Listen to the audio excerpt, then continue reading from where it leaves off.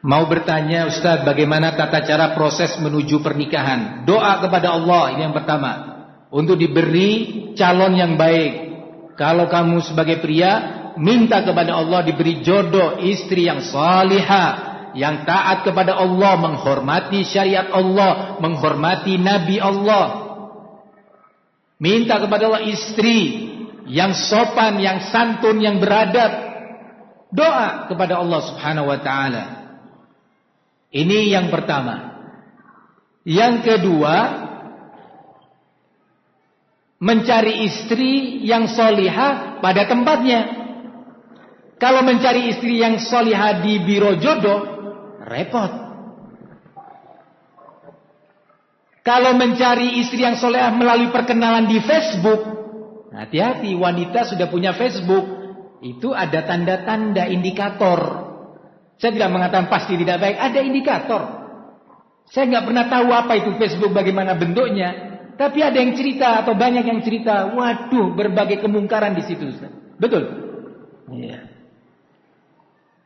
Kalau wanita yang salihah nggak akan mengotori pandangannya atau telinganya dengan apa yang ada di Facebook. Begitu juga kalau kamu seorang wanita ingin menuju kepada pernikahan, carilah suami pada tempatnya. Calon suamimu di mana kenalnya? Dulu waktu kita piknik jumpa di tempat rekreasi.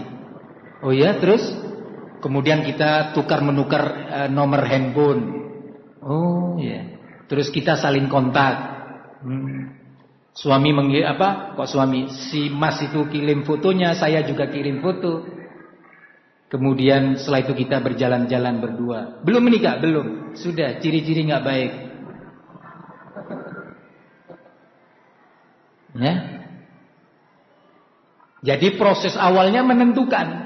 Jangan nanti kamu sebagai calon suami menyesal loh. Atau kamu sebagai istri menyesal nanti. Nah, barakallahu fikum. Begitu juga, jangan terikat dengan adat istiadat. Adat istiadat di sebagian daerah, aib dan celah kalau menikahi selain keluarga, selain putri paman. Orang tua kita mengatakan, sudahlah, kamu itu ada putri pamanmu. Kita demi menjalin hubungan keluarga yang lebih erat. Tujuannya bagus, tapi dia melihat, tapi aku nggak suka karena putri pamanku itu nggak sholat. Bilang ke papa dan mamanya, Ma, tapi aku dia nggak sholat. Ya nggak apa-apa lah. Yang penting dia kan tidak narkoba. Loh, dosa meninggalkan sholat lebih besar dari narkoba, mah. Narkoba itu dosa besar, menjijikkan. Nggak sholat lebih besar lagi dari itu, mamaku. Itu. Iya, demi ini loh. Cobalah kamu mengerti, hargai kemauan papa dan mama. Supaya hubungan kekeluargaan kita. Maaf, saya ingin mencari istri yang sholat. Begitu juga kamu sebagai istri, calon istri.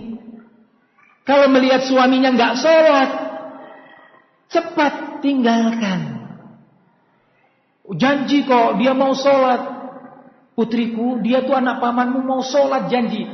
Jangan janji, sholat dulu. Aku ingin tahu benar nggak sholatnya. Kalau antum atau anda sebagai ayah posisinya atau sebagai ibu, jangan putri atau putra saudara dijadikan tumbal atau korban kemauan kalian. Karena putri diminta oleh anaknya kakak, nggak enak mau nolak sama kakak, nggak ingin menolak permintaan kakaknya, putrinya dijadikan korban. Maaf, lu anaknya kakak kita itu dokter, maaf ya yang dokter ya. Nah, dokter dulu sekolahnya cum laude, dia sekarang sedang menempuh spesialis. Iya, baik. Ya. Jadi dokter insya Allah nggak miskin. Ya. Tapi saya tahu dia itu suka datang ke dukun. Saya tahu dia itu suka pakai jimat-jimat. Dan saya berapa kali tahu dia juga nggak sholat. Nggak apa-apa, kamu jangan melihat itunya. Dia orang yang sopan, dia yang santun, walaupun nggak sholat. Apa manfaatnya sopan dan apa manfaatnya santun kalau dia nggak sholat? Abu Jahal, sering ya dengar nama Abu Jahal. Sebenarnya panggilan dia di masa jahiliyah sebelum datangnya dakwah Rasulullah adalah Abul Hakam. Abul Hakam itu artinya apa? Orang yang sangat bijak, lembut dalam menyikapi problem-problem kaumnya, adil, dermawan, ya, solidaritasnya tinggi. Ya. Itu Abul Hakam yang kemudian dikenal di agama kita dengan panggilan Abu Jahal. Abu Jahal itu apa artinya? Ayahnya kebodohan. Kalau tadi Abul Hakam, ayah atau bapak kebijakan yang hukum-hukum yang bijak. Kenapa? Karena tidak mau menerima syariat Islam. Apa artinya santun? Akhlaknya bagus, budi pekertinya, sopan sama orang tua tapi nggak sholat. Ya maaf-maaf saja.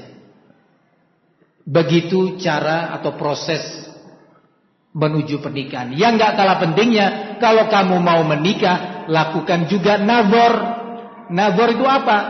Melihat fisik calon istri. Melihat melalui jalur siapa? Walinya. Siapa walinya? Ayahnya. Ayah dia. Permisi Pak, nama saya Fulan, dari keluarga sini Pak. Saya ingin berencana meminang putri Bapak. Tapi saya minta izin untuk melihat dulu. Ya tentu ada cara-cara yang lebih bijak. Kalau itu kan terlalu vulgar ya. Tapi karena supaya menghemat waktu. Nah, langsung. Pingin melihat. Loh maksudnya melihat gimana nak? Lawang anak saya tiap hari berangkat sekolah bisa dilihat. Nah, enggak, ini kebetulan calonnya ini menutup tubuh, menutup auratnya dengan baik, jadi nggak terlihat. Saya ingin lihat. Itu perintah dari Nabi. Bukan melalui jalur apa? Pacaran. Ya. Ada seorang ayah, mantan sudah lama ini, 10 tahun lebih yang lalu, dan dia baik, seorang ayah yang sekarang menjadi baik.